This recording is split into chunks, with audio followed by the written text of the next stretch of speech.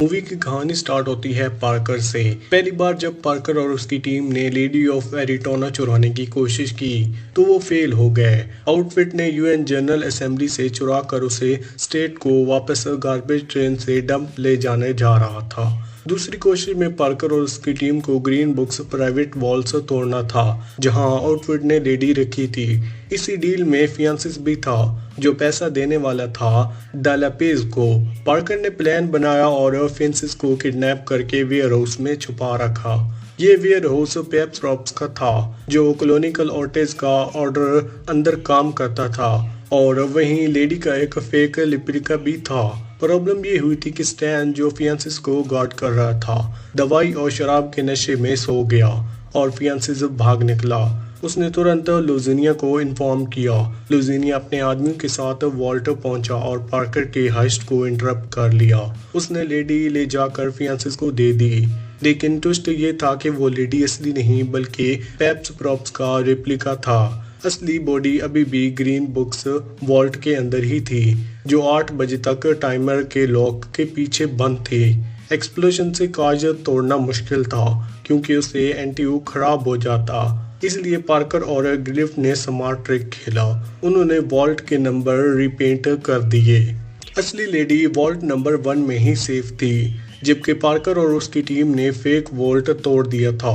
Outfit ने समझा उन्होंने असली लेडी पकड़ ली है और इसी के पीछे भाग गए। पार्कर का प्लान था जब तक लुजोनिया फियांसिस और डालापेज को पता नहीं चलता कि वो बेवकूफ़ बने हैं तब तक वो असली लेडी लेकर भाग जाएंगे, लेकिन रिस्क भी था इसलिए पार्कर ने लेडी को एक्सप्लेनेशन से रिच कर दिया।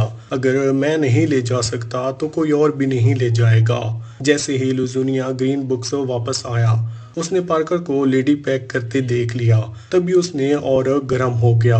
लुजोनिया के आदमी स्टैन को पकड़ने कंट्रोल रूम में ले गए और डालापेज के आदमी को भी आ गए वहीं पर लोगों को खत्म करने लगे। इसी बीच ग्रोफ्ट और जेन ने स्टैन को फ्री कर दिया और वॉल्ट की तरफ निकल गए। फिर पार्कर ने ब्लास्ट कर दिया।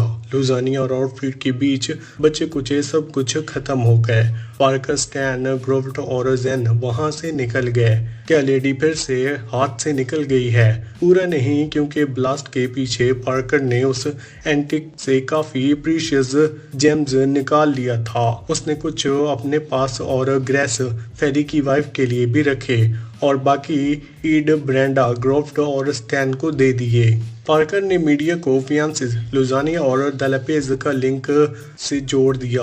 पुलिस ने लुजानिया के वेयर हाउस पर रेड करके मिलियंस के रेकल्स रिकवर कर लिया। फियांसी शायद अरेस्ट हो गया और डालापेज अपनी पावर से हट गया है। जेन का बॉस ऑर्टिज उसके मालिक का एक्टिंग प्रेसिडेंट बन गया। प्ले डेटी के एंड में पार्कर होटल में जेन से मिला। इंटेंशन दे ये था कि वो उसे मार देगा। देखने में लगा कि पार्कर ने उसे बेवकूफ़ बना दिया है या फिर उसे माफ़ कर दिया है, लेकिन ग्रेस से खाया वादा याद रखते हुए उसने जेन को गोली मार दी। क्या इसका मतलब ये है कि जेन मर गया? पार्कर ने ग्रेस को जेम्स देते वक्त जेन चलाई गई, लेकिन इंटरटेनमेंट के गोल्डन रूल है, जब तक डेड बॉडी स्क्रीन पर नहीं दिखती किसी कैरेक्टर को डेड मत समझो। लास्ट बातचीत में जेन पार्कर और अपना प्यार कन्फेस भी किया है और प्यार अक्सर दोस्ती या लॉयल्टी से भी हैवी पड़ता है। शायद पार्कर ने जेन को एक सेकंड चांस दिया हो, उसे उसका जम का कट दिया और बोला कि अपने आज़ाद मुल्क में ऑनेस्टी जाए और अपने पाप का पश्चाताप करे। और अगर प्ले डर्टी 2 बनता है और रोजा सलाजार का शेड्यूल फिट होता है तो जेन वापस आएगा।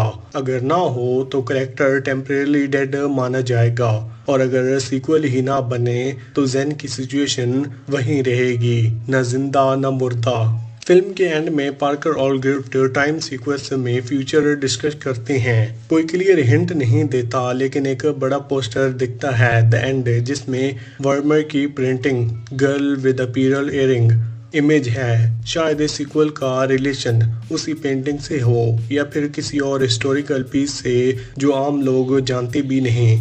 रिसर्च के मुताबिक से लेडी एरिटोना असल में एक रियल फिगर थी, जोआना, जो नाइट बनकर बैटलफील्ड में गई थी।